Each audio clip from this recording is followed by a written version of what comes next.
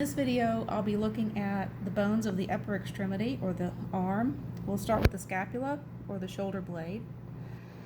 Here's the scapula, and if you're not sure whether you're looking at right or left, just turn it over, kind of look at it, and find the spine. This is the spine of the scapula, or the scapular spine. It is going to be posterior. It will be posterior. So the other thing to look for is this cavity or fossa here. This is called the glenoid cavity, and the head of the humerus articulates or forms a joint with the glenoid cavity.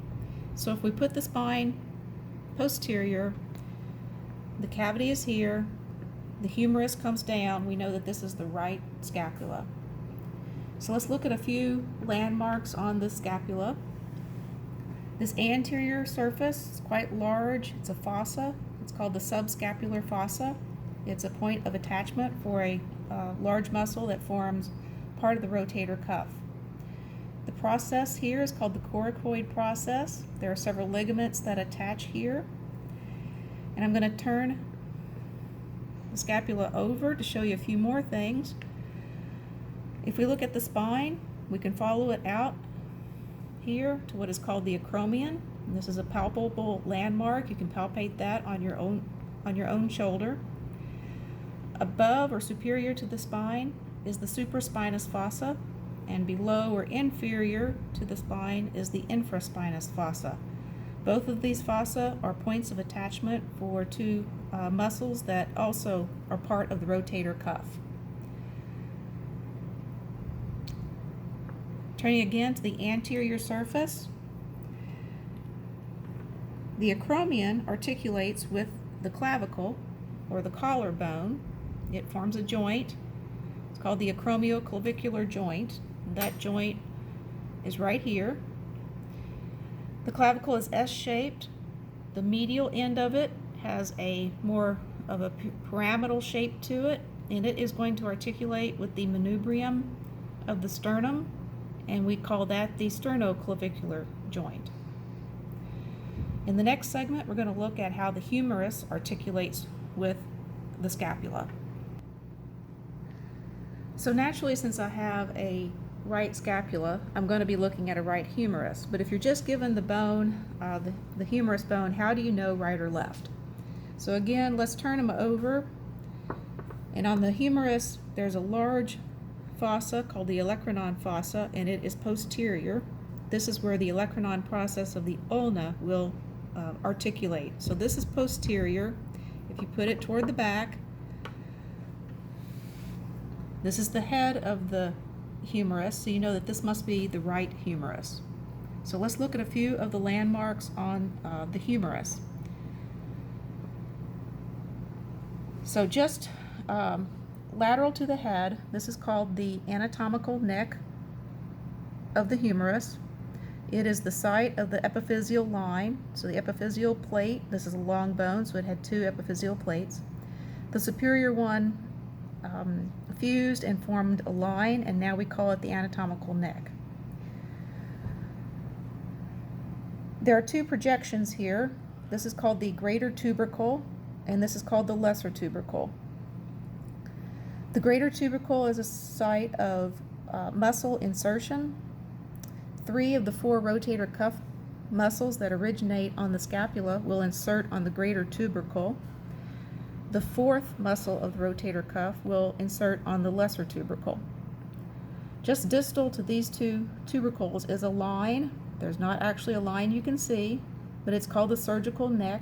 It's called this because this is a common site for fractures of the humerus. And moving more distally, we're going to rotate him just a little bit. There's a little projection here, a ridge. This is called the deltoid tuberosity. This is where the deltoid muscle attaches. Just posterior to that, and it's hard to see on the video, I know, but you can see it on the bone and you can feel it. There's a groove. This is called the spiral groove or the radial groove. The radial nerve crosses here, and it's fairly close to the surface. This is a common site for radial nerve injuries. It can be pressed very easily. It may also be injured if there's a mid-shaft fracture of the humerus. And going down the humerus, There are two epicondyles. One is lateral and the other is medial. These are palpable bony landmarks that you can feel on yourself. Just posterior to the medial epicondyle would be your ulnar nerve. So the ulnar nerve comes down here. This is what most people call the funny bone. The nerve itself is not a bone, but you can press that nerve and you might feel some tingling in your pinky. I've already pointed out to you the olecranon fossa, where the olecranon process of the ulna will articulate. And next we'll be looking at the ulna and the radius. I've put together the humerus with the radius, ulna, the carpal bones, and the phalanges to show you that we're going to be looking at this bone in the anatomical position. So that means that the palm is forward, so this is the thumb, and we'll take a look at the fingers or phalanges in a minute. So I'm going to move the hand away for a little bit and focus on the radius and the ulna. So in the anatomical position, the radius is thumb side, so this would be the radius, and this would be the ulna. Let's look at the ulna first.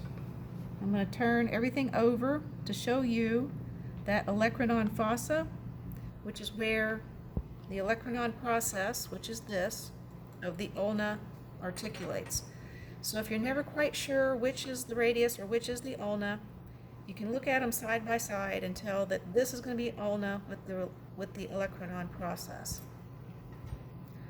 So the ulna articulates here, here, and the radius articulates here. The proximal portion, this is the head of the radius.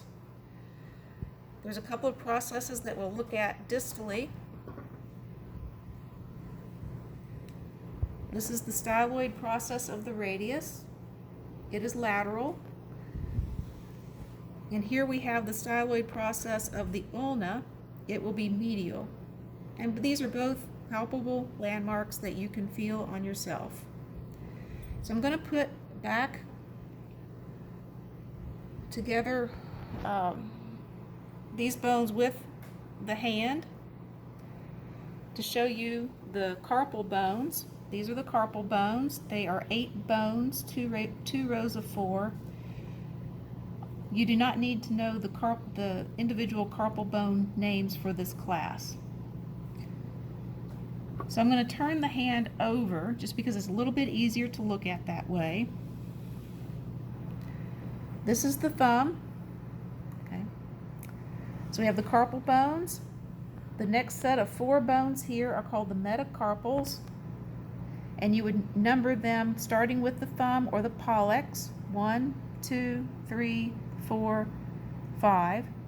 And when writing it, we use Roman numerals. However, when we say the words, we often will use the ordinal number. For instance, this is the second metacarpal. After the metacarpal are the phalanges. These 4 fingers or digits have 3 phalanges each. Phalanges is the plural, phalanx is the singular. And we also have these numbered. So this would be 2, 3, 4, and 5. The thumb has only 2 phalanges, 1 and 2. The way we name the phalanges is the same way that we have named the metacarpals, 1, 2, 3, 4, 5. And then we also have proximal, middle, and distal. The thumb only has a proximal and distal. So for instance, if I were pointing to this bone, it would be the 3rd middle phalanx of the hand. So now I'm going to pull over here an articulated arm, meaning that the bones have been wired together, and show you a little bit about how the radius and the ulna move with each other. It's a little bit difficult because these joints aren't the same as the joints in our arm, so they don't move quite as well. But if you remember the terms supination and pronation, in supination, the hand will be palm forward, like you could hold a cup of soup in the palm. If we rotate the radius on over like this, then we have the arm in what is called pronation. And you can see with this articulated skeleton, it's a little tough to do, but you'll notice that proximally, the radius is still lateral when you put the arm in pronation, and then back again in supination. And that will conclude the video on the upper extremity.